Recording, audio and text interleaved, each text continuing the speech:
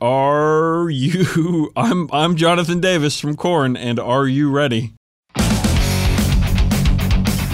Hello, everybody, and welcome to this, a special bonus episode of the 40k Badcast. My name is Dan Boyd, that guy's Campbell McLaughlin, and as our records show, at Adepticon this year, we are still very bad at 40k. Campbell, we are at least a week late on this, the Adepticast.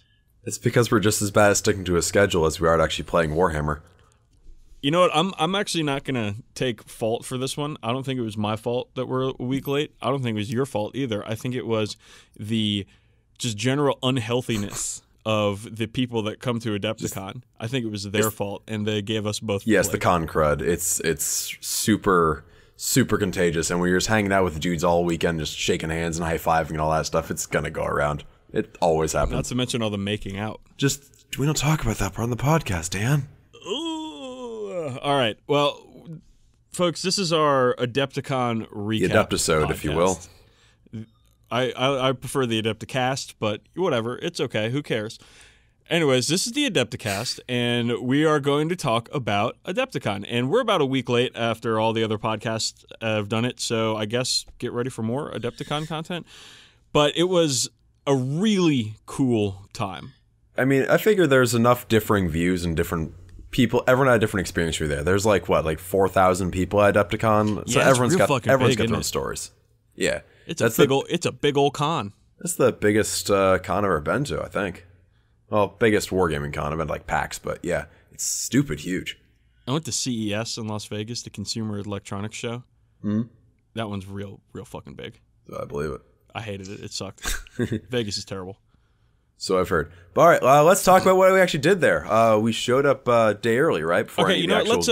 Let's make it easy for the listeners and for me because I'm dumb. Let's break it down by day. So let's start with Wednesday. Yeah. And we did show up early. We showed up on Wednesday, which was what everybody told us to do. They're like, yeah, don't try to come in from the airport super early and then go straight to the convention center and try to play. Come in the day before. So we did. I have general advice for people before we get into this. If you're flying in coach on a plane, don't fucking put your seat back. It's just rude. Just don't do it. Everybody's in coach. Everybody is jammed in there. Life sucks for everybody on that plane. Don't make it worse. This is not Warhammer 40,000 or anything related. This is just general life advice. Don't be a piece of shit. And keep your fucking seat upright in coach. If you're in first class, I don't know. I've never fucking been in first class. I don't know what it's like. But if you're in coach, just be a human being. Please. Don't be a piece of shit. Dan Boyd, 2017. Okay, so we get to Chicago, Illinois, where Adepticon is held. We meet up at the airport, and we take a ride to our hotel. In the world's most expensive cab. Oh man, the cab. It was don't do that. Don't take cabs from O'Hare to Schaumburg, where the Adepticon is held. Get an Uber or a Lyft or something because the cab cost us $75. Yep. So we ride to scenic Schaumburg, Illinois. Beautiful downtown Schaumburg, Illinois, where we stayed jewel in the crown of the Midwest. We stayed at what we called the world's okayest hotel. That was the world's most okayest hotel. It was a hotel that was a little bit away from the actual convention center because we were not quick enough to get into the convention center when the hotel blocks opened up. So we stayed on the other side of a pond in a park area. Full of some very aggressive gooses. Oh man, it was enemy territory. Yeah. Every time we were walking to the convention center, in the morning at least, was like the shootout mission in Necromunda, where Campbell and our gang are lined up across the way from another gang who's lined up, and it's Geese, the Geese gang, and we're all trying not to draw first. And all the buildings around are just as decrepit and depressing as anything you'd see in an underhive. It is not exactly a scenic location, Old Adepticon, but let's move forward before we trash Schaumburg too much because I mean we still had a great time there. Oh yeah, no. The scenery that matters is the scenery in the tabletop. The convention center itself is actually very nice. Yeah, it is. I felt the hotel is really nice. They have a great bar with really good food too. Surprisingly good food. And pretty, not like super bad for walking. Mm-hmm. You know, it was like a 10-15 minute walk from our hotel to the convention center, and like I'd rather be in the convention center next year, but like it was not that bad. Yeah, we say next year because we're definitely going to go back next year. Yeah, spoiler alert, we had fun. Yeah, it was a really good time. So Wednesday, we get there Wednesday, and we get there pretty early, and so we decided to take a walk around the exhibition hall while they were all setting up, and we ran into a couple of colorful characters. Yeah, ran into Doug Johnson from Table War, who looked like a wandering wizard who was just wandering around the entire week. He's a really cool guy. He is a cool guy. I was really impressed by him. I've played on his products many times, the Fat Mat. I've seen how you used a macro mat in all of your model pictures, and I'm probably going to get one too. It's worth it. Some people give you shit saying it looks like a mouse pad or looks like a high school yearbook photo background, but it looks real nice. That. Yeah, no, it's nice. And it even has the blue to white gradient that all the old heavy metal pictures were taken on, which I was looking for one of those for a long ass time. There you go, Doug. There's a free plug for macro mats right in the podcast here. They're really good though. But he's a really cool guy. Met up with him and his coworkers over at Table War. And then we met a fun guy from Finland named Klaus. Yeah, thanks, Klaus. He was a cool guy. He had come from Finland alone to go to Adepticon. Didn't know anybody. Yeah, it just kind of came on a whim, right? Yeah, which was really cool. Yeah, so we got to pal around with him for most of the weekend. Like every time I ran into him, I'd say hi and hang out with him for a bit. He's a good dude. I hope he had a really good time. I think he did, except for the time he walked in the wrong direction for 5 miles or whatever. He did get lost. Oh well. I mean, it's fucking Illinois. Everything looks whatever. Anyway, you know what? I'm not gonna trash Illinois in this episode, even though I desperately fucking want to. I'm not gonna do it because again, we had a really good time there. So let's move on. We that night, Games Workshop hosted an information session, a studio preview. Yeah, this is interesting because this is the kind of thing that like people want them to do and they just don't really do. And so they gave us a preview of a few things. They talked about an app in Age of Sigmar that's going to help you, an army builder type app. So real quick note about that. That's based on Scroll Builder, which is like a fan-made thing. It's just out there for free that some dude made, and they reached out to him to get him to make that legit. That's amazing. I didn't know that. That's a really cool, that's a cool sign of the times changing. Them reaching out to someone in the community and being like, "Hey, we'll help you out with that." There are so many different army builder-esque things that you can go out there and download and use. And G-Dubs has never once supported a product like that. Yeah, so now they will, I think. And I think I would not be surprised if the same thing happened for 40k down the line. No, he said the guy Pete, what was his last name? Who knows? Whatever. His name was Pete. He was really nice. He said that they were going to be working on it for 40k too. Oh, sweet. I missed that. Yeah. They also introduced a brand new arena combat game called Shadespire. Yep.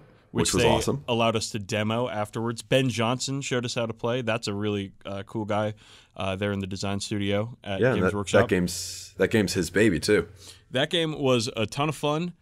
It was Khorne Bloodbound people against Sigmarites, right? Yep. Or Stormcasts. In a fun, sort of like a mix between Gore Chosen and Mordheim a little bit, though I didn't see any stuff for advancements. No, it's all meant to stay kind of like match to match. Like you level up in over the course of the game. Like there's cards you can play that level up your guys. During the game. Yeah. Yeah, but there's not persistence between rounds, which like I get. They want to make it as balanced and like pick upable as possible, which I like that. I like Peel and asking that's GW a big trend nowadays. But the thing is, GW's been trying to do Peel been asking GW to make a balanced, small scale, low buy-in game forever, and this is that. It was really fun the way it played too. Yeah, and it has like a deck building aspect. You can kind of mess with the board and build it in different ways. And I'm real interested in that game. I'm looking forward to see what comes out for it. I'm really interested too in the mechanics and the gameplay, though I'm not interested in the factions yet. I don't care about Khorne Bloodbound, and I don't care about Sigmarites or Stormcasts or whatever they're called. If they make orcs or they make skellies, believe me, I'll probably get into it. But until then, I think I'm just gonna wait and see what happens. Yeah, I'd do the same, but I'd be surprised if something didn't come out soon. So we'll get into this a little bit more in a little bit, but we continued the tradition of at cons, whenever Dan and Campbell play, Dan wins real bad in this demo. Yeah, which was fun. But before that, oh my gosh, how could I forget? Before that, we did registration, and I did the very important gamer level of registration at Adepticon, which I was told sold out really quickly, so I must have gotten lucky. And oh my god, they gave me so much fucking shit. It's an irresponsible amount of shit. It's a borderline upsetting amount of shit. $100 to ship it back to my home. I couldn't fucking bring it with me on the plane because I didn't have enough bag space. I didn't realize this was going to be I remember Carl talking about, or Carl Tuttle of the Independent Characters talking about how if you go to Adepticon and you get to the very important gamer, you should bring an extra bag in your bag that's empty so you can take all the shit back. I didn't realize that would have been a fucking much better idea than me going to FedEx the next day and spending $100 to send 28 pounds Jesus of stuff.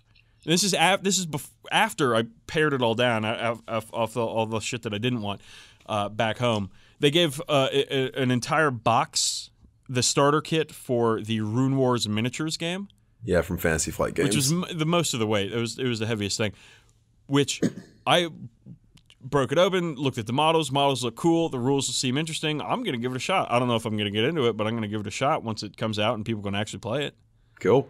There was just so much in the bag. The very important game. They gave us a fucking Citadel miniatures case. Yeah, like a whole hard case, not the little skirmish one either, like the army size one. Right, and which is awesome because that's a really good case for miniatures with non-standard shapes.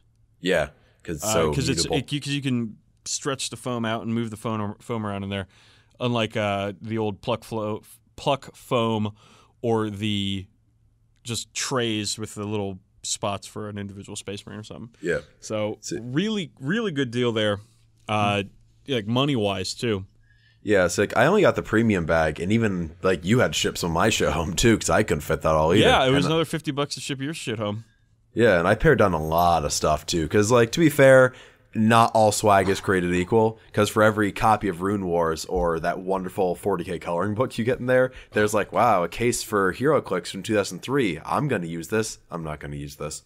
Yeah, that guy was at his booth, was working hard trying to get people not to throw those out, but those were garbage. I'm sorry. Yeah, they also have copyright 2003 on them, so it's clear he's been sitting in these for a while. Yeah, not a great look. But still, most of the stuff was really cool. Super cool that we got so stuff. Kind of a hassle having to go to FedEx and get it sent out or whatever, but whatever.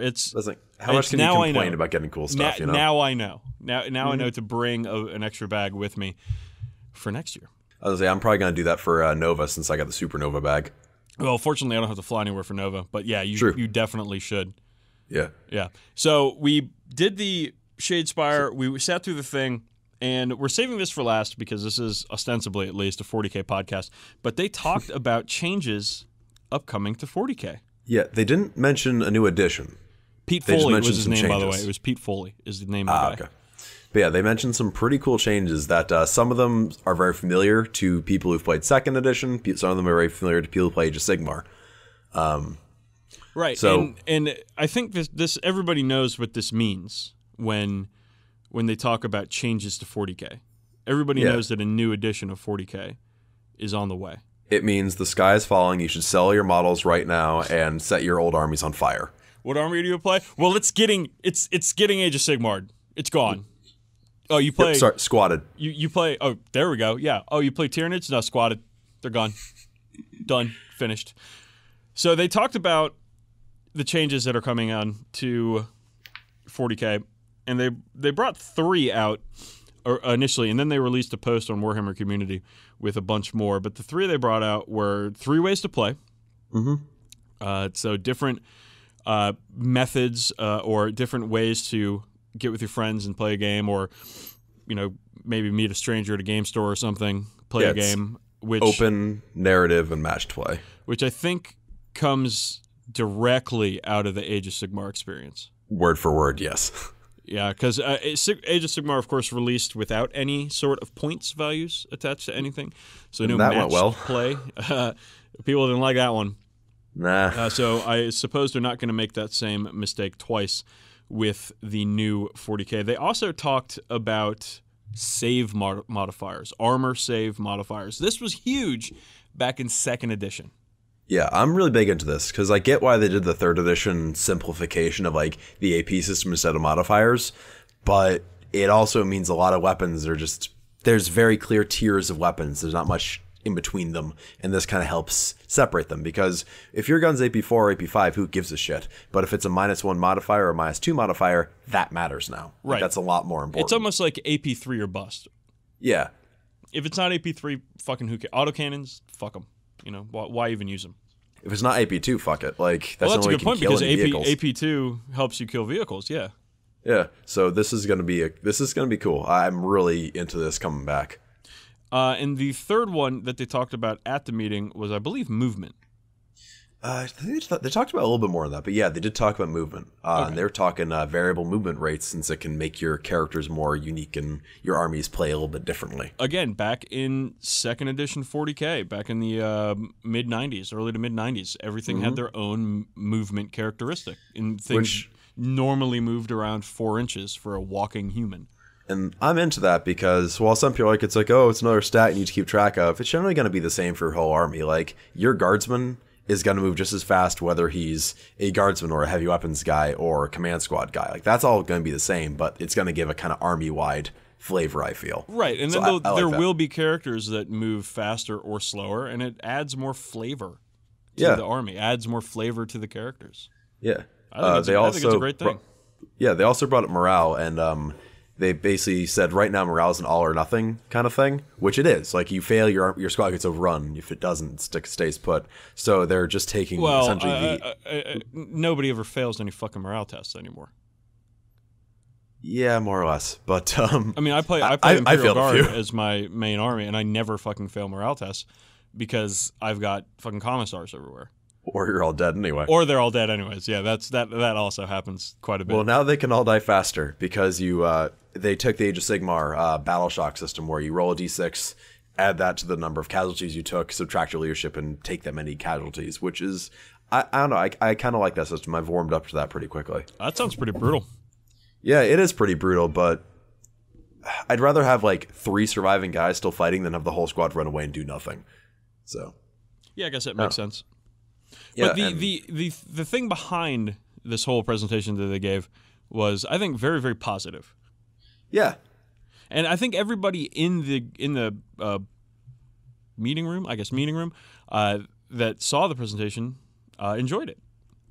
I think that it's pretty hard to feel, at least for me. I mean, listen, you know, the internet is full of people who will get pessimistic about fucking anything, but I think it's pretty hard to be pessimistic about the future of our beloved hobby right now. Yeah, like the vibe in the room and coming out of the room was very positive and very supportive, and I really liked that. And the fact that these guys were, first of all, they fielded questions and it didn't turn into a total shit show. That surprised me.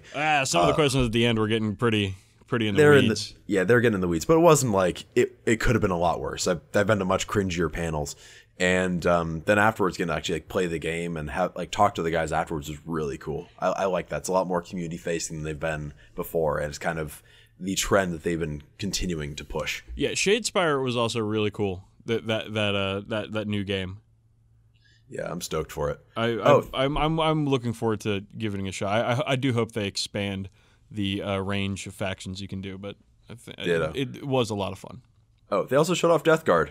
No big deal. Oh my God! They gave us that little video, Death Guard video, where they showed off a few of the new models, cultists, and one really big scythe. It looked like, and you know what that means, motherfucker. Yeah, I love the cultists with like the goofy grinning face. Like, it's the same video you guys can see, but being in a room full of people, yeah, it's on YouTube. As everyone just like gasps was so cool. That was great. I'm really excited to see the full pictures of those models.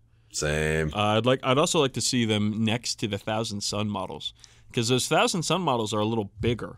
They are. Well, so are the Death Watch. I love how they're kind of moving towards that, making Marines even bigger nowadays. Because, again, it looks great in contrast, especially when you're putting them next to Cadians or Armageddon Steel Legion or Valhallans or anything like that. The old, more heroic scale miniatures that are out. And they tower over them, and it's, I think, a really cool effect. So, as well they should.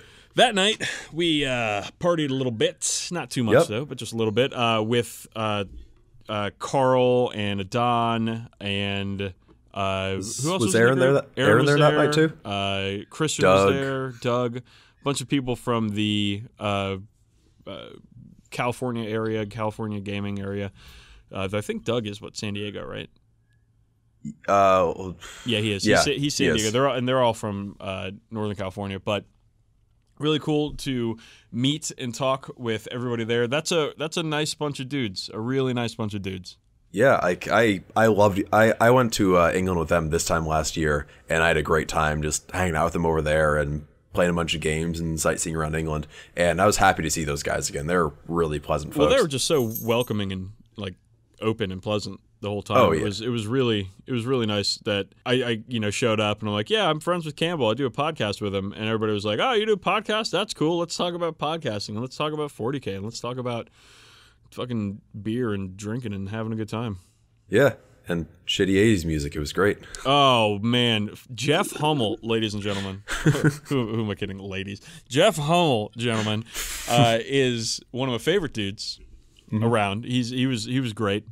And Carl and I have a lot of, we kind of like pop music. Like I don't exclusively like pop music, but I like it sometimes when you just get some like sugary fucking bullshit pop music and it's catchy. Feel good. You dance around to it or whatever. And Carl and I agreed on that. And Jeff Hummel hates everything.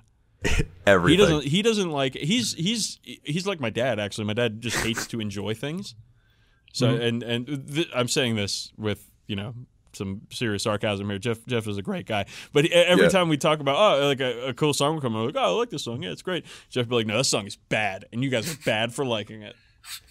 It was really good. So let's move on to Thursday. Yeah, and, this is where the games start happening. We had a pretty early wake up on Thursday, so we didn't party too hard on Wednesday, and we were both playing in the 40K Gentlemen's Tournament. And we kind of had this joke where it's like, dude, we're going to get matched up against each other. We're going to come here and we're going to play against each other. It's totally going to happen. And what do you know? First round, who are you playing against, Dan? I'm playing against some douchebag with a bunch of fucking 30K ultras named Cambrel? Cambrel? It's Camp Bell, please. Cambrel. Cambrel. I'm pretty sure Loogie. I'm pretty sure Cambrel is a medication for rheumatoid arthritis. But oh, like your demon name last episode. All right, yeah. So Thursday we go to the gentlemen's tournament. We end up playing each other the first round, and guess what, America? Who won that one? That's right, Chaboy, Danny Boyd here with the win. Who would have thought the guy who brought 40 tactical Marines and one dreadnought lost against an army full of tanks? There wasn't that many tanks, and there was only one Wyvern. And a Death Strike, which was hilarious. Well, that's actually a good point. I brought the Death Strike because I felt like it, and I didn't want to bring something else. It replaced, I think, the just naked heavy support Punisher, and it went off in the game, and it killed 5 Marines. Yep, made its points back. No problem. That doesn't make its points back. No, it didn't. No. It was bad. Anyways, we played. It was not a very good matchup for Campbell. He had a lot of Marines jumping around on foot. I had a lot of templates because fucking guard player. What are you gonna do? And didn't really work out so well. But we still had fun. Oh yeah, no, it was definitely a good time. I'm always happy to play against you. I don't get to do it that often since we don't live in the same state. But so the rest of that tournament, though, I mean, I won the next 2 games. Because I'm fucking good at Warhammer or something.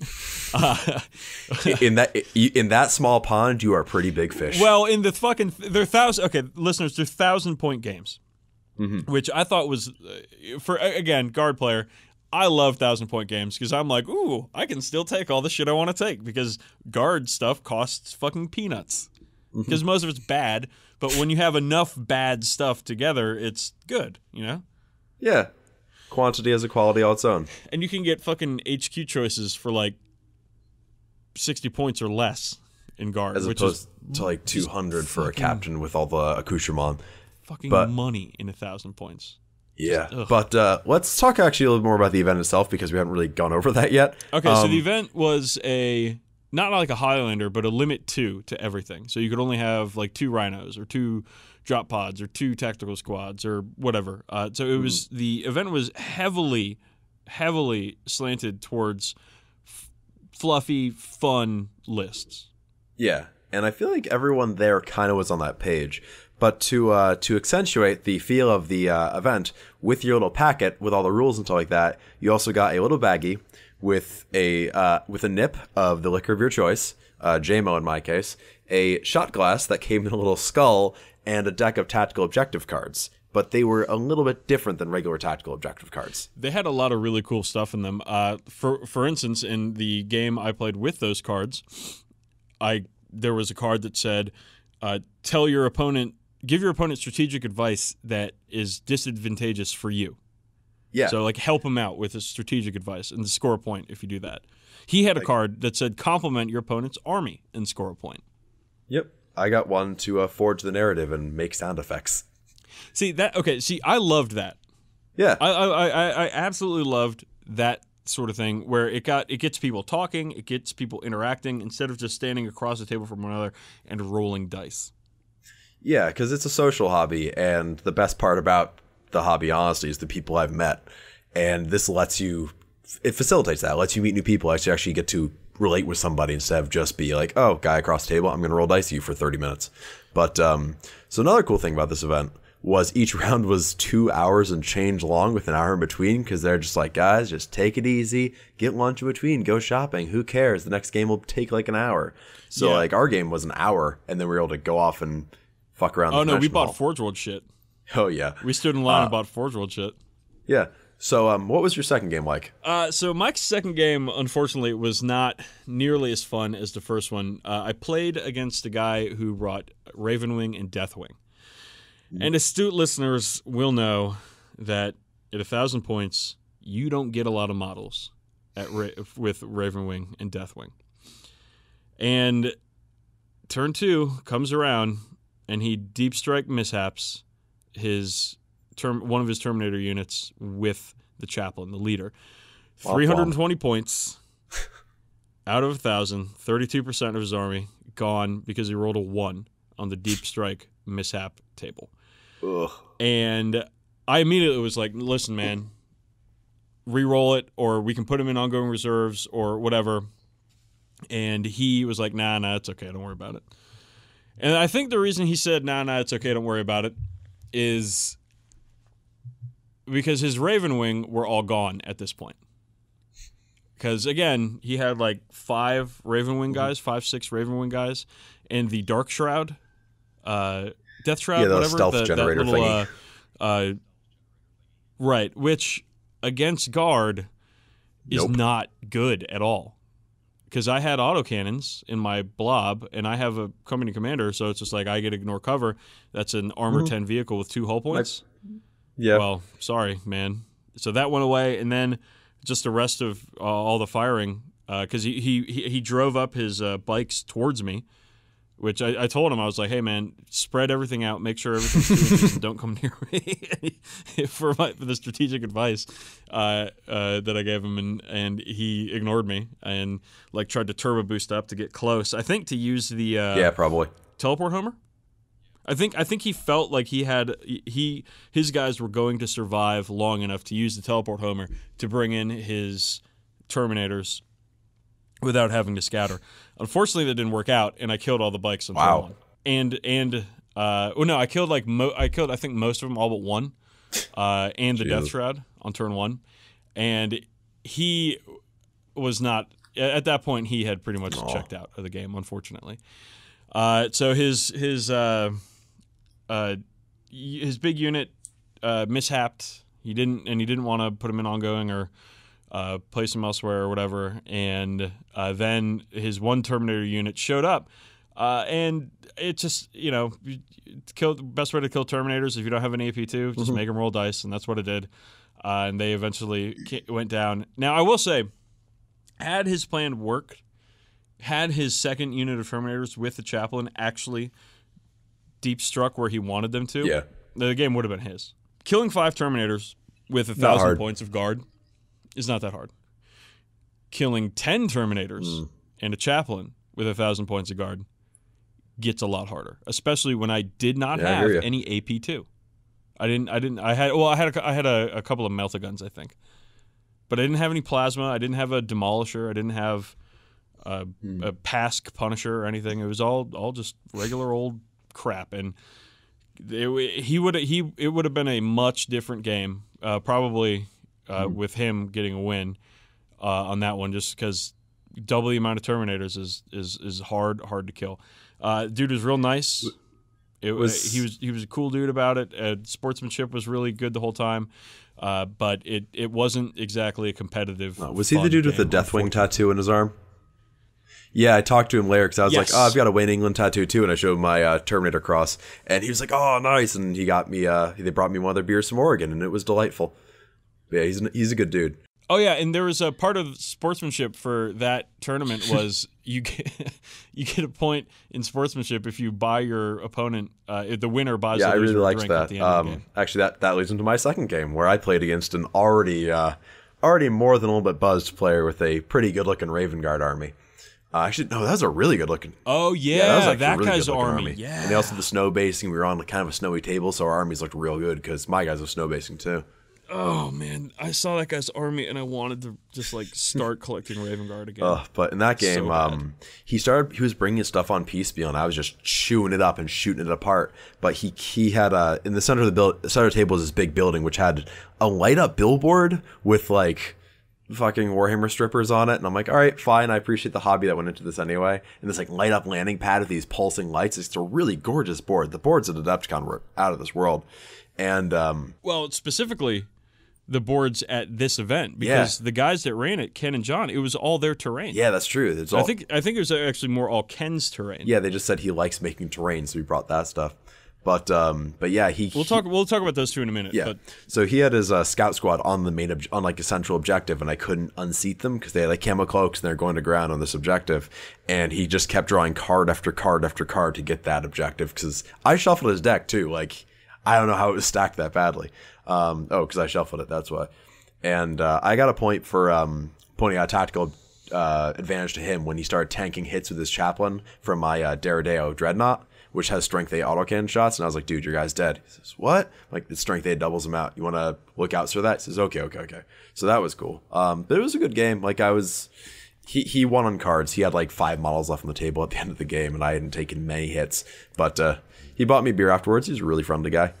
That's another great thing about this little tournament is that even though I tabled my opponent, I only scored a few points off of it because I hadn't scored that many points yet in the game. Via the tactical objective cards. Yeah. So I think it only out of a possible 15 points, I think I only scored 3 or 4 total. So that's the only mission where they use the tactical objective cards, which bummed me out a little bit because I would have liked to use more of them. They were really cool. They're actually pretty cool. I'm going to use them in the future when I play. Yeah. So I'm going to offer opponent hey, I got this cool deck from Adepticon. Want to give it a shot? Yeah. It's totally balanced in my favor. So what was your third game like?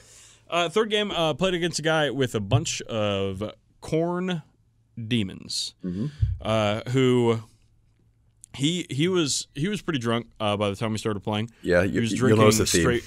Yeah, he was drinking straight whiskey out of a coffee mug. Good. Just like dear old granddad. Pecan and praline flavored whiskey, which was, it was tasty. It was far too sweet for me, but it was pretty tasty. I do declare. Yeah, right. And yeah, he was Southern, or so. I think he was from North Carolina. You don't say. Yeah. Anyways, he had a force of a lot of Khorne dogs, a lot of chaos Khorne demons, defiler, a bunch of stuff, and he scouted his Khorne dogs up and then turbo boosted them or ran them or whatever the fuck and put them right in front of my blob And again, I was like, don't do that. Keep your stuff away. Don't get them close until they actually can charge, because that's the thing you can do is if you can, you like don't even scout them. Like if you're gonna get a first turn charge off, or you might like. Nobody did, and he just lost all his stuff. And then the rest of his stuff came in piecemeal, and it was just pretty easy for me to mop it all up. He was a really fun dude, though. A fun, energetic game. That's good. But again, guard do well at 1,000 points. Yeah. So my third game was against a guy with a 3rd edition Demon Hunter style army, and I got really cool. I was really excited about this because like that's my shit. I saw that army. Yeah, that army looked really cool. Yeah, it was like the black and red, the old gas mask stormtroopers, pre-Casterkin stormtroopers with like chimeras. The chubby stormtroopers. Yeah, I love the fat suit stormtroopers with the reused Space Marine bits on them. And like in like a gang of inquisitorial weirdos with an Inquisitor and a Rhino with the brass edge doors. A Valkyrie too, right? Yeah, and a Valkyrie too. And unfortunately, it wasn't really an exciting matchup. The dude was really bummed, like he'd lost his first 2 games. I mean, so had I, but I guess he had bigger stakes in winning than I did. But he was pretty bummed out, and the whole game was kind of a downer. And it was mostly just. Turn 1, I blow up a bunch of his shit, and the next 5 turns are me hiding from his Valkyrie. And armies couldn't really touch each other, and that was really it. It was a weekend to after 2 very fun games. That was kind of a downer to end it with. But after that, we had the whole like prize ceremony type thing. It was a raffle for all the prizes, which I liked because it doesn't incentivize you taking a nasty list or whatever. So I got the old 4th edition Space Marine Commander box, which I love that kit. I was happy to take it home. Kit. So many great bits in that kit. I think overall, that was a very good event. I'd gladly do it again. Gladly. The guys that ran it, Ken and John, brothers, they kicked ass. Great terrain, a great atmosphere. They fostered such a friendly and open and really non-competitive and fun atmosphere. We had drinks with them afterwards. Yeah. Later that night, they came to the bar looking for a seat, and we waved them over and said, "Come on, guys, sit with us." And it was just really nice guys, really excellent time. I 100%, if they're doing another event next year, I'm 100% going to be in their event. Yeah, I'd jump on that again. So let's lead into the next day where we played in some events we might not recommend as heartily. Well, hold up, Campbell. Oh yeah? We're forgetting one thing, and we're forgetting how fucking drunk I got that night. I don't know if you got fucking hammered. I didn't actually remember that we drank with them. I was just like, oh yeah, that sounds like something that happened that night. Well, you did then. But like, okay, so we're at the bar fucking drinking. We're drinking with Ken and John, who I don't think were drinking. I think they were just eating dinner. Yeah. But you and I were fucking drinking heavily. Yeah. And then like Brian Ballard and Jeff Jenkins show up, friends of ours from Nova, and like we're fucking just pounding drinks and. For way too long, for way too much. Yeah. Made friends with the bartenders though. Yeah. That Kathy. Like, what? Kathy became our best friend. Yeah, she was like the bartending. I wish I had. So Friday morning. I don't know if you had it rough, but my friend, I had it real rough. That's when I started getting sick too. So I was hungover and coming out with a cold. Thankfully, my event started at noon. I think your event started earlier, but my event only started at noon. And so I was able to like chill, drink water, fucking take a long shower, and like slowly ramp myself up for going back to Adepticon. But I think you had to get up and go. Yeah, at a 10 a.m. Horus Heresy friendly event, which has the problem a lot of friendly events have where they're not actually that friendly, or at least not everyone gets the memo. So there's 3 2,500-point games in a row starting at 10 a.m. So that already am setting myself up for failure. That's a lot of fucking Warhammer, dude. To be fair, it goes fast. It goes a lot faster than it does in 40k because things die so much in 30k, and you can just pump points into shit, and it gets real pricey. Okay. But my first game was I brought again my ultras. It's a not optimized list at all because it's friendly. I just brought the stuff I think looked cool. My first game was against an Alpha Legion dude. To your credit, it did look really cool. Yeah, thank you. Except for my display board, which looked just as good as yours. Oh, we didn't talk about fucking display boards. Oh my god, guys. Oh, okay. So, all right. We were like we're walking around the fucking event. We're seeing all these amazing display boards and whatever, and we're like, shit, we didn't fucking bring any. Yeah, because we didn't, because we had to fucking fly. Yeah, you can't fit them in your bag. So what do? First fucking thing. on Thursday is we're walking into the hallway, and I look to the right, and what do I see? A pile of fucking trash. Which is exactly what we are. Fucking... It's like looking into a mirror. Rub my hands together, and I'm like, ooh boy, time to find a fucking display board. So go in there, and we start tearing up fucking cardboard boxes to have a thing where we can put our armies on so we can carry them around without having to fucking put them back in the cases. Yep. Every single game. And so we started off Adepticon with some crust punk goodliness. Some hobo right off the bat. Yeah, hobo chic display boards. Some hobo shit. Oh, after that we went and bought shit from Forge World, and they were giving people these cardboard box tops, which were much better than the pieces of cardboard that we had found. Yeah. For our display boards. And as I was checking out, I was like, hey, can I keep this box top? And he's like, oh, we only have a few. We're trying not to give them. I'm like, oh, man, but I don't have a fucking display board. I don't have anything to carry my army on. And he's like, oh, okay, I guess this once. And I'm like, thanks, bro. And then I think you tried to do the same thing. Yeah, I'm right behind you in line. I'm like, hey, can I take this? They're like, no. We just gave it to the last guy because he gave us the sob story about how he had to fly here without a display board. And I said, yeah, I know. I had to fly here too. I don't have one. Can I take this, please? They're like, okay, but that's the last one we're giving away. So yeah, that was my display board too. And those box tops actually worked out really well. They did. So anyway, so I got. Thank you, Forge World. Thank you, employees at Forge World. You guys are really cool. And here we were thinking GW never gave anything away. That Citadel fine cardboard. Oh wow! But anyway, so if it was fine cardboard, it'd probably break with our armies on it. It'd be it'd just already be wet. So obviously I didn't get any best painting awards because I didn't have a very good display board. Although Secret Weapon Miniatures sells this little frame you could put around some of their tiles to make a portable display board, so I bought that. So next year my shit can look good.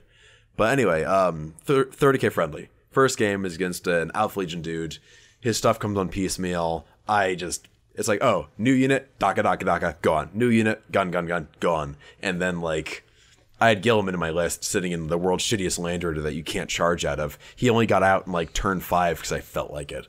And I tabled the guy in turn 6, but like I don't feel bad about turn 6 tabling because it's like that's the end of the game. That's the end of the game anyways. Ended with his Praetor running at my Dreadnought with a Thunderhammer and just totally whiffing. But he was a really good opponent. His display board was cool. Walked over during that game and said hi to you, and then I decided I was going to take a walk around the 30k friendly to see the other armies and stuff. And what I saw, the thing that stands out most wasn't another army. Oh? It was a man. Drunk. Oh, an extremely drunk man. All right. Sitting in a pool of his own vomit. At 3 p.m. the gaming on a Friday. Table. 3 p.m. With his opponent standing next to him, with his hands palms up, outstretched, with a look on his face like, well, what do I do now? Well, for one, the guy... There's no save roll against a guy throwing up on himself and falling down in his own vomit. It's not a leadership check. It's not even a gut check. Maybe it's a toughness check, actually. Yeah, he failed it. Yeah, well, no, he didn't. His opponent didn't. The guy in the pile was on vomit, did, though.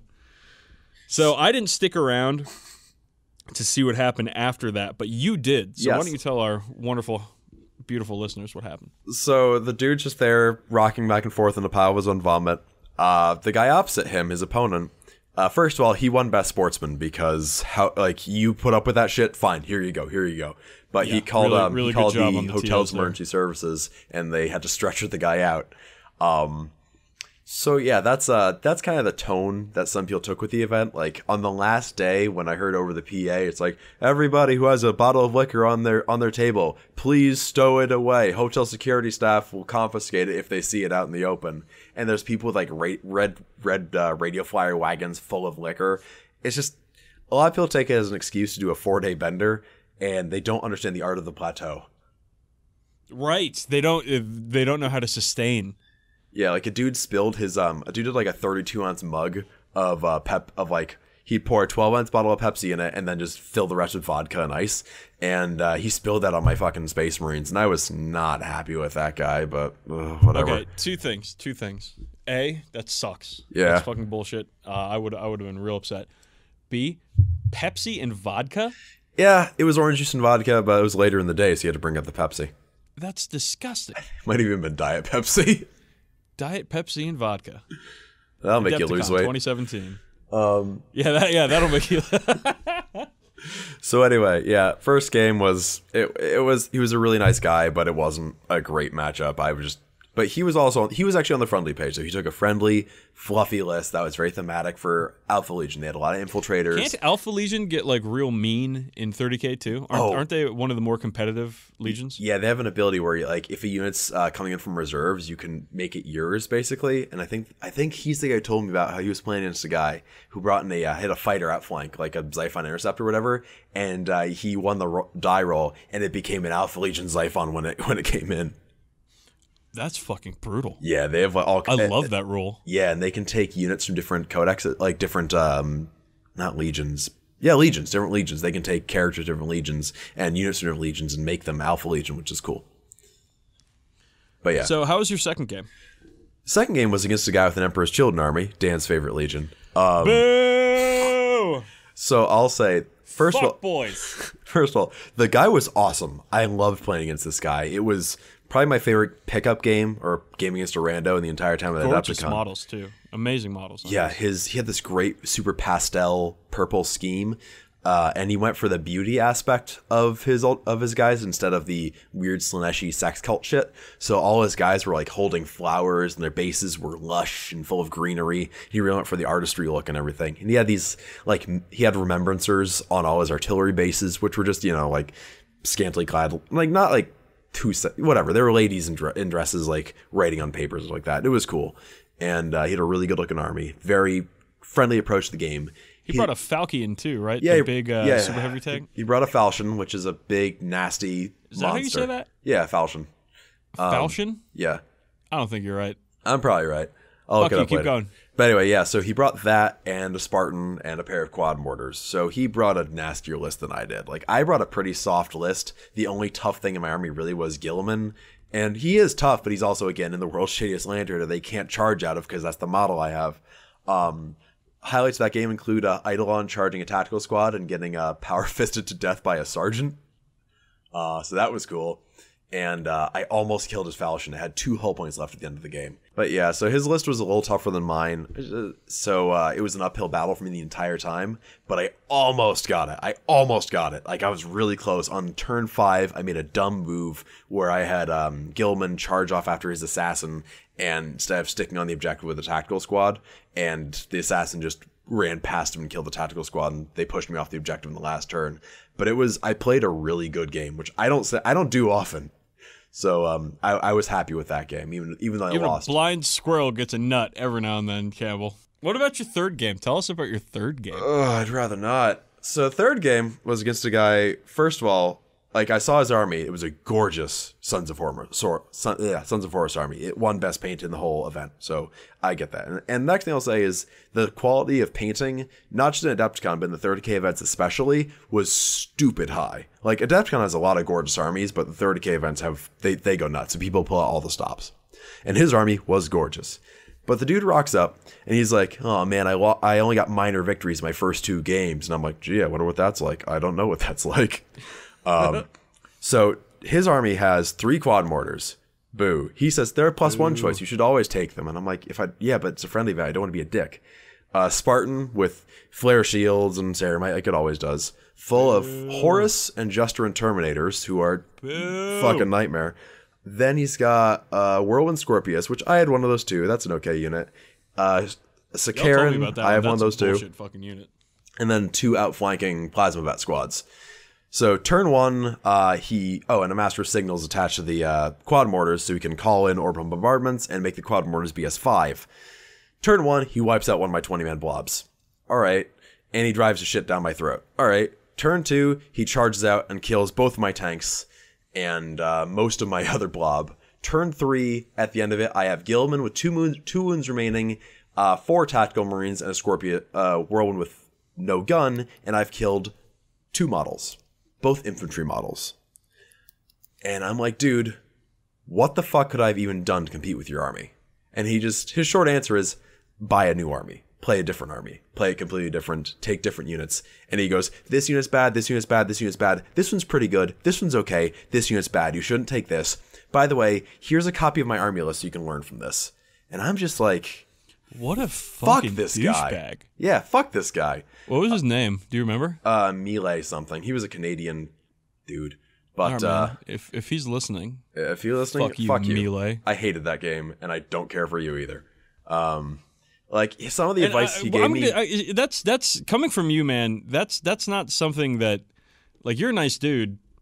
You're not fucking talking shit. You're not a negative guy or anything. No, he must have been a dick. And I don't care that the guy beat me. Like, whatever. I lose games all the fucking time. You lose games to me all the time. Exactly. I'm 3-0 or 0-3 against you, and like the dude almost tables me on turn 3, and I'm like, dude, I don't want to play this anymore. This is shit. And he gives me a super condescending. He's like, oh well, for taking the chin so well, I'm gonna give you best sportsman. I'm like, fine, fuck you. But yeah, it's just like, it's this passive aggressive, like, shit I just don't need. And it's like, the GT's over there. If you want to play super competitive 40k, go for it. There's a whole scene for you. This is not supposed to be the event for that. Well, guess what, Campbell? Yeah. You're not the only one who had friendly problems in their friendly. How'd yours go? So I played in the 40k friendly, which also wasn't all that friendly. Mm-hmm. So my list is 1,500 points. My list is not very tough at all. It's the same 1,000-point list I used in the gentleman's tournament. Mm. So non-optimized completely, with like a couple of extra tanks. And I'm still, this could have worked for the gentleman's list building, which is to say that no repeats after 2, generally fluffy, nicer lists. It would have worked. And I went up against 3 lists that were not anything like that. So, first game. Well, before I start complaining about the games, because believe me, I've got some fucking complaining to do. Yeah. I do want to say that the organizers for the friendly did a really good job. Oh. They used interesting and fun missions. They made a great atmosphere, a very friendly, cool atmosphere. Had I brought a more competitive list, I think I would have had a fantastic time. Mm-hmm. Unfortunately, I brought a very soft list and played 3 games against guys who did not bring soft lists and were pretty much just picking up my models the whole time for any of the games. So the first game was the best out of the 3. It was a game where my guys had to set up in the middle of the table, and the other guy couldn't set up anything on the table in the first turn. He had to bring everything on reserves. And you might be thinking, oh, that's not too bad. Well, he had Farsight Enclaves. Oh. And the problem with Farsight Enclaves is that they fucking deep strike. They all deep strike. Exactly. So the setup on the table meant that for a lot of armies, it would be difficult having to come on from table edges.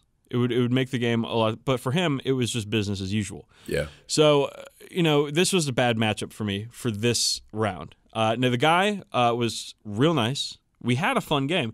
I kept pretty much everything in reserve except for my infantry blob and my company commander, and I did a lot of going to ground on the first couple of turns. And then came in, and the final score, it was a kill points mission. Final score was like 13-16.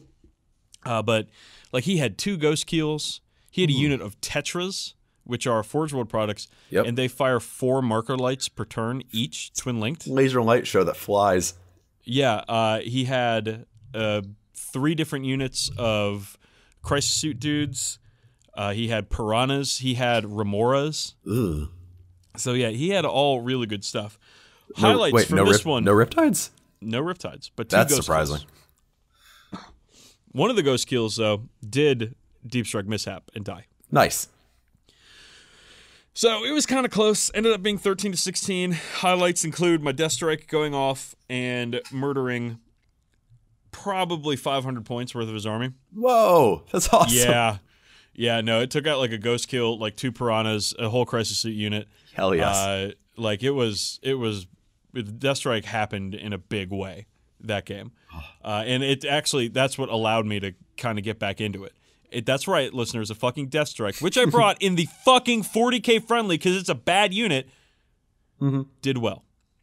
So the game was fun. We had a good time. At the beginning, I was like, "Oh God, this is gonna be bad." But as things happened and things worked out and the Death Strike fired on turn 3, it was a good game. So Nice. Go to the break. We're doing well, and second round comes up, and who, Campbell, do you think I play against? Do you think it's somebody I don't know, or is somebody I do know, even though I had just met them? I have a feeling you played against a certain ultra pal of mine. I did. JD, a.k.a. Ouroboros from the Something Awful forums, played against him in the second round. Now, JD is excellent dude. I like this guy a whole lot. Mm-hmm. He's not going to come to Nova this time because he's, I think, getting married or buying a house or something. Some lame shit like that. Some fucking lame IRL shit. And I was really hoping he would because he's a really cool dude. He fucking took me to FedEx on Sunday. To ship all of our shit. Yeah, because he drove. He was like, yeah, if you need a ride, I'll just give you a ride. It's cool. Yeah, really cool dude. Stand-up guy. So we played a game, and he brought a list that was not kind whatsoever. His Ultramarines list was, it was a beautifully painted, excellent, and he's a really good dude. But like, he had a fucking bike star. He had transports fucking everywhere, combi weapons everywhere. Yeah, it's the list he takes to store tournaments and stuff like that, which is kind of the level that this event was. Yes, this event, I should have built my list basically to try to win a store tournament. Mm-hmm. Which, I fucking play guard, and so that just never happens. But probably would have had more fun that way. So this game did not go well at all for me. I scored 0 points. I don't remember if he tabled me. He probably did, but if he did, I don't remember what turn. Mm-hmm. Scored 0 points. It was just my Death Strike did go off. It did fire, and it killed nothing. It took a couple of hull points off vehicles, and maybe killed a couple Marines. So it was not a. Again, JD's a real nice guy, and I tried to keep it light the whole time, but it was just me picking up my models piece by piece. Mm-hmm. I didn't really have any agency in the game, so I wouldn't call it a good one or really a fun one, though he had the grace to not feel good about it. So unlike the guy you played in your third round. And so my third round, I played against an Eldar player who was a nice dude. Again, nice dude, but he had an extremely competitive list with 3 scat packs, gross, warp spiders, a fucking warp hunter. I'd never seen a fucking warp hunter before. Those things are fucking metal. He had wave serpent. He had war walkers, outflanking war walkers with the scatter lasers. Mm-hmm. That whole shit show. And I had, again, turn 1. He's like, he had in his wave serpent, he had a bunch of D-Scythe Wraithguard. Yep. Right? So turn 1, he just rocks half of my shit, and I'm like, well, fuck. And then again, it's just I'm just picking stuff up, don't really have any agency in the game. So again, tried to keep it light, tried to have fun, but it was a tough one, man. He was nice though, he was cool about it, and I was like, yeah, listen, I told him, I was like, listen, I'm not getting too excited about this game because it's kind of lame for me, but you're a nice guy at the end of it. So I walked by that game where you're playing it, and I just see you're sitting down, and the dude is putting out his strength D templates on your stuff, and you just look up at me and just shake your head. There was nothing I could do. Yeah, and maybe I should have tried to keep everything in reserve, though. I don't think I would have, if I had done the whole keep the important shit in reserve any more than I did. I don't think I would have gotten close to winning whatsoever. Yeah. It was, I think he would have taken everything out on turn 1 or turn 2 before any of my stuff could come on because he had the first turn. Yeah. However, that event was also a sort of team-based one, even if you weren't actually playing team games, and you walked away with a little something because of that. I did. The team I was on, even though in the last 2 rounds I scored a total of 6 points, the team I was on won. So I got a medal. It's Adepticon 40k friendly team champion medal that they gave me, and this was this completely saved that day for me because I'm sitting at the end and I'm like, all right, good job everybody. They're doing all the painting stuff and again, really beautifully painted armies pretty much everywhere. I'm like, all right, this is great. Cool. Wonderful. I'm kind of hungry. Let's fucking get some food. Let's get the fuck out of here or whatever. Mm-hmm. And then dude walks up and he's like, all right, blue team. Or he's like doing all the team totals, and he gets the blue team, and I was on the blue team. He's like, yeah, blue team wins. And we're like, yeah, great. And then he's just like, look at all these medals I'm giving you. And I was like, I get a fucking medal? So I got the medal. It was rad. It looks so cool. I've got it on my fucking painting desk at home. It's so fucking stupid. But I got a fucking medal at Adepticon, and I lost 3 games in a row. And 2 of them weren't even fun. It's the best thing ever. So this is the 4th con in a row I've won a medal at now. Nova, 3 years ago, I won the lowest points award in the 40k narrative. Then 2 years ago at Nova, I won the popularity contest, basically, for my faction. Mm-hmm. And then last year at Nova, I won the infamous award for killing the most civilians. Yeah, you did. And then this time in Adepticon, I won a fucking medal, even though I lost 3 games in a row. And I'm a champion. I'm a fucking champion. So that's it's. We're talking about JD. JD was fucking medal hunting the whole time, playing Kill Team, playing Zone Mortalis, playing Combat Patrol. JD. JD, I just want to say this, JD, because I didn't say it to you because you're a nice guy, but I'm going to say it now. And it's fucking scoreboard, dude. I know you beat me. I know you beat me in round 2 in the fucking 40k friendly. You kicked my ass. I scored 0 points. But where's your medal? Where is it? I don't see it. I haven't seen it. You didn't show it to me. I love you, buddy. I really do. Yeah. All right, so that was Friday. Friday, we didn't really do any drinking afterwards either because we were both kind of hungover. Yep. So Saturday comes around, and Saturday, I think, is in contention with Thursday for my favorite day at Adepticon, even though I did not play any games. Yeah.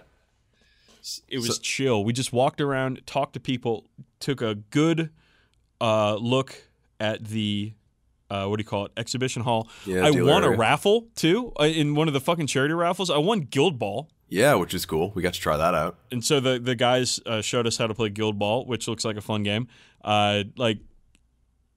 Saturday, man, we just chilled. It was cool. We went and saw the 40k dads play a game of Space Hulk, which looked so incredible. Cool. So fucking cool. And then I think you and the Ham Dad, 40k Dad himself, Mr. Carl Tuttle, had a game. Yeah, me and Carl had a game. It really washed the taste of the last shitty game out of my mouth. Because after the last game during the 30k friendly, I was kind of like, do I want to play Warhammer anymore? It was you were kind of demoralized. I was demoralized. I could tell. Because it sounds when you run an event where you take lists 15 minutes before the event starts and you don't have any comp system. The game with Carl, I brought the same list I brought to that because that's just my shit, and it's not a great list at all. And he brought a list, but he brought the wrong case, so he didn't have his Lorgar, and he just had a bunch of demons. But yeah, he brought his Word Bearers, I brought my Ultramarines, and we just had like a classic Battle of Calth throwdown. Oh, my list was a little different because during the 30k friendly, I forgot my Terminator squad in every game. I forgot I even had it. So that oh, that's right. I remember that. Yeah, 3 games in a row, down 200 points. But anyway, so I played against Carl.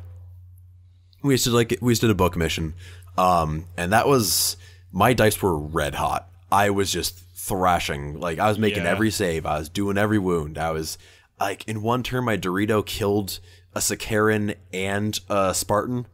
Like, just every die roll was going my way, and things were going real well. He brought his demons in. There was a point where he brings 10 bloodletters down, and I go, okay, my tactical squad's going to Fury of the Legion at them. That'll be, I don't know, 80 bolter shots. And he says, I'm just going to take those models off the table. Is that cool? And I'm like, yeah, it's cool. Because they're like toughness 3, 5-up save guys. I think it was a little bit on your part. I think it was a little bit redemption for you, too. Yeah. Because, Carl's list wasn't the hardest list around. No, but neither was mine. And you took it to him, Campbell, is what I'm trying to say. Yeah. Oh, so before the game, he had he got the Adepticon challenge coin, which has like a skull on one side and the 2 eagles on the other. And we flipped it for the game for first turn.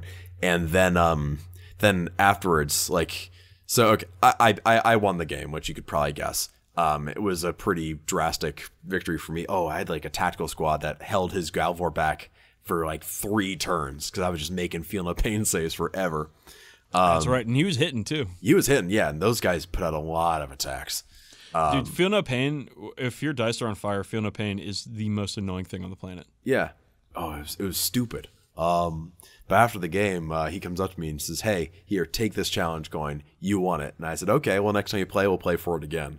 So hopefully, he'll be at Nova, not this year, but next year, and I'll see him at Adepticon next year too. He'll probably be at Adepticon too, right? Yeah, so I'll try to get another game with him next year because that was a blast. That was the most fun game I played in my entire time. Because I played 7 games of 40k at Adepticon, and that was the most fun one for me.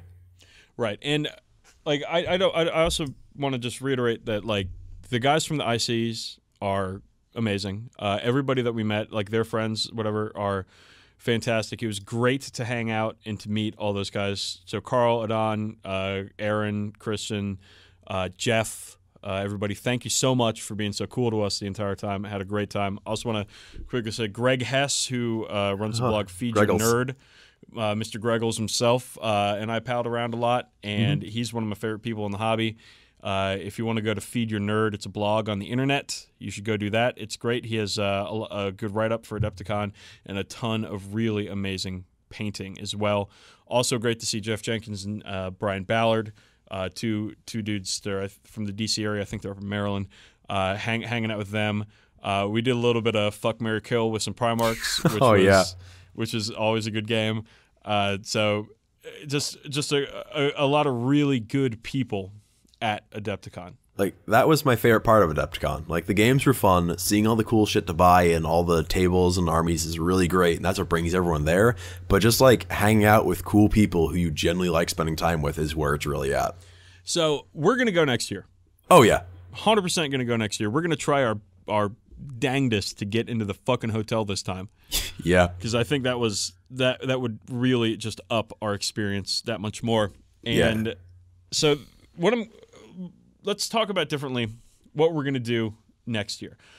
If I have the opportunity to do so, I'm probably going to do pretty much the same thing I did this year. If they're going to do another gentleman's tournament, do that. Probably go with the 40k friendly, having learned my lesson, at least, for the second time. But I'm definitely going to add Blood Bowl in. Oh, yeah. I thought about it before we went, and I decided not to because I was doing this Battle for Hell's Reach thing, but I went over there on day 2, and they were just being too loud and too rowdy, and I was just not feeling it. It was a WOG every 15 minutes. You'd hear a crowd of people yelling WOG or giving some sermon. Like, the table looks really cool, but it was just too much. Right. So next year, I think I'm definitely going to play some Blood Bowl, and I'm excited, man. It was a really good time. Yeah, it was like, I'm still drained. Like, I'm not really feeling like playing another game just yet, but it was still a really inspirational week. Like, I just wanted to build and paint and get right back to hobby in the moment I landed. Oh, I remember we had this conversation a bunch about how much I just wanted to paint. Yeah. Like, seeing all the amazingly painted armies around and seeing all the cool people and stuff, like, it was very inspiring to get home and do some hobbying. So, anything else you want to do for next year?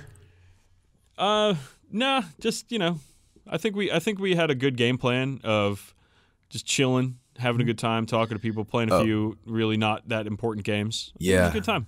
It was a really good time. Not overscheduling yourself is a big thing, because, like, if I was just like our boy JD was in an event every day, like multiple events a day sometimes. Oh, he skipped on Sunday, I think. Oh, yeah, that's true. He was supposed to be in an event and he skipped because he was just like, I don't care anymore. Yeah, but like because he had lost some pretty lame losses during his down to the last seeking. Yeah, down to the last inch sort of losses. Well, down to the last second because he got called on time on 2 of them. Oh, that sucks. Yeah. My heart goes out to you, buddy. But like, that's a real good way to get burned out, and I don't want to get burned out. It's like sticking to one event per day is the way to go. So for next year, totally down for the gentlemen's. Like, that's happening. That was a blast. Yeah. There was a great 30k narrative thing going on, and that looked really cool. Yeah, they had a map, and they had like guys pushing around like armies in the map and stuff like that. It was really cool. I want to do that next year because the 30k friendly was 2 out of 3 ain't bad, but it's just that wasn't quite right tonally, and that event looked like it was really where it's at for 30k. And you think you're going to keep Saturday open for hanging out and open gaming. Yeah, and playing with dads. Yeah. Yeah, I think that's the way to do it. And if I don't have a game with you next year, like because of the friend or whatever, we can try to get one in that day or something like that. But yeah, I got to keep the streak alive. Yeah, got to go. Well, we'll see if you can break. We'll see if I can break my losing streak at Nova. Yeah, we'll see about that. Because I will have the full force of my entire collection at my hands, and you know what? This is kind of becoming a thing now. So you're gonna have to deal with me at my shittiest. Oh no. Yeah.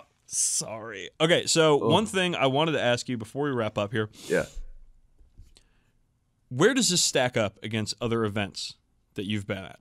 So I'll stack against. So Salute is when I went with the ICs last April. We went to that, and that was cool. But like Salute was bigger, but only lasted one day, and it was basically just the convention, basically just the shopping hall. And that's really cool. It's cool to see all the various neat stuff out there and all the stuff you'd expect to see. But it's just shopping. This is a lot more than that, which is really cool. So I'd say I'd rank this above Salute, even though the vendor hall isn't quite as impressive as Salute's. But I don't think there are many that are. Compared to, say, Historicon, which I haven't gone in a long time. But we saw some dad gamers there. We saw Jeff playing a dad game. He was playing the daddest of dad games. He was playing a World War I game where the guy running it was very adamant about telling us what period of the war it was in and how these French uniforms were late war uniforms and not early war uniforms when they wore the red and blue. He was playing a 10mm World War I game. To be fair, it looked pretty cool. It looked like they were having a fucking blast. Yeah. But compared to Historicon, it's a lot livelier. But it's also because the crowd is a bit younger than at Historicon. Because Historicon is almost exclusively dads and some of their kids. This had a lot of, like, there were some college kids around. There were a lot of people in, like, their 20s and early 30s who weren't, like, old men yet who were playing. So you got a lot more energetic event. But also a bit more of a partying event. Because, again, like I said, the people who just take an excuse to go on a bender. But most people were very cool. So I'd say it's livelier than Historicon. More stuff to do than at Salute, and compared to, say, Nova, it's like 3 times the size of Nova. Because how big Nova's? Like 1,000 people, 2,000 people, something like that. Yeah, yeah. It's significantly bigger than Nova, so it's like it's more than Nova in a lot of ways. But Nova's events, at least the ones we were in, are much more fostering of a community. Because at Nova, when we did the narrative track, you're playing the same games with the same people for 3 days. And you get to know people a lot better that way than you do at this.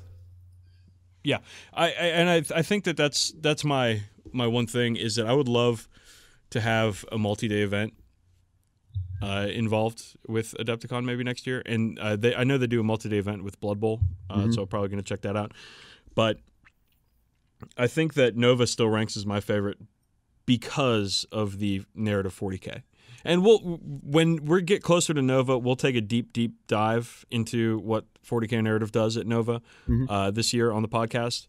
But it's a multi-day event where it's 2 teams, and you get to have planning meetings and trash talk and drink and hang out with the same group the whole time. It's a really cool way to foster community. Yeah, and I've made some friendships, some gaming friendships, some big ones, out of that event.